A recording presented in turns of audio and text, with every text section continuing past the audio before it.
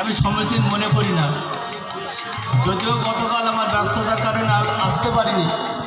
যাই হোক, মা বন্ধুর সঙ্গে সমস্ত সদস্য মণ্ডলী আজকে হরিনাম যজ্ঞের যে দল আছেন এই মঞ্চে এবং যারা চলে গেছেন, যারা আসবেন, সর্বোপরি সামনে উপবিষ্ট আমার মায়েরা, বয়োজ্যেষ্ঠ ব্যক্তিবর্গ, বন্ধুবর, সবাইকে স্থান বেঁধে যথাযোগ্য শ্রদ্ধা সম্মান ভালোবাসা জানিয়ে শুধু এইটুকু বলবো, মা বনবীর সংঘ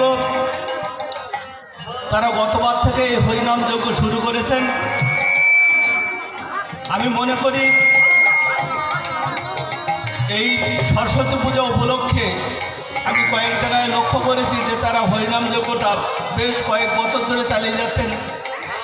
এনাদের হরিনাম যজ্ঞ এক পালা করে দিয়েই 12টার মধ্যে শেষ করছেন। তার মানে আপনাদের সারা রাত জেগে আর কষ্ট করে অনেক সময় বসে থাকতে হয় না, অনেক যন্ত্রণা ভোগ করতে হয় না। কিন্তু একটা কথা এটা মনে রাখতে হবে যে আজকের যে যজ্ঞ, এই যজ্ঞে আমি এসে মায়েরা নাচছে, ছেলেরা নাচছে। আমরা কর্মময় জীবনের ব্যস্ততার কারণে বিনোদন বলি, আমাদের সুখ দুঃখ বেদনা এই নিয়েই জীবন। তার মধ্যে আনন্দ বা একটু ঈশ্বরের নাম, এই নাম নেওয়ার সাথে সাথে আমরা ভুলে যাই আমাদের সংসার জীবন। এই সংসার জীবন ছেড়ে আজকের এই হরিবাসরে উপস্থিত হয়ে আমি যেমন গর্ববোধ করছি, আপনারা যারা এসছেন তারা অনেক ধন্য। আজকের সেই কারণেই দেখুন আপনারা মনোযোগ সহকারে শুনছেন এবং যারা আনন্দে উৎফুল্ল হয়ে আজকে নৃত্য করছেন।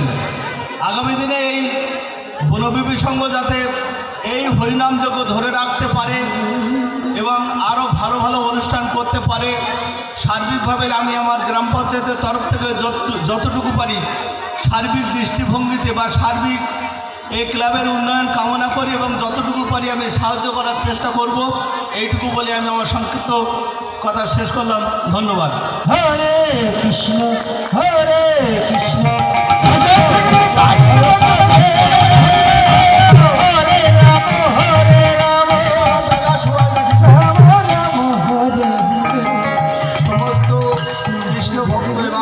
আমার মায়ের বাবাদের চরণে আমি শতকোটি প্রণাম জানাই।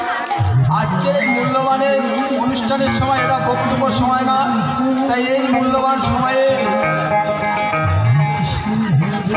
যে মূল্যবান সময়টা নষ্ট করার জন্য আমি সবার কাছে ক্ষমা প্রার্থী। যাই হোক, এইখানে যে হরিনাম যজ্ঞ হচ্ছে, এই যজ্ঞের যে বিভিন্ন অনুষ্ঠান হয়, সেই অনুষ্ঠানের মধ্যে দিয়ে যজ্ঞ হলে যে তার কী ফলাফল হয় সেটা আপনারা নিজেরাই বুঝতে পারছেন। আর আমি এখানে বক্তব্য রাখার জন্য আসিনি, যেহেতু এই সম্পর্কে এই বনবিবি সংঘের মায়েদের এত পরিশ্রমের মধ্যে দিয়ে অনুষ্ঠানটা হয় আমি দেখেছি।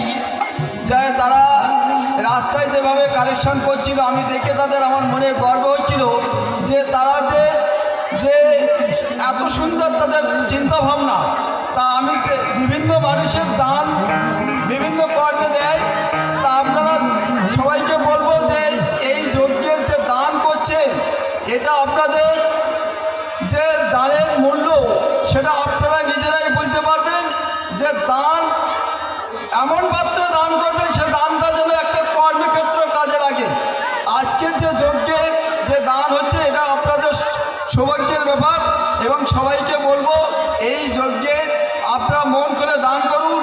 আপনাদের কাছে ঠাকুর ঈশ্বর ভালো রাখবেন এবং সবাই ভালো থাকুন, এই সুস্থ কামনা রেখে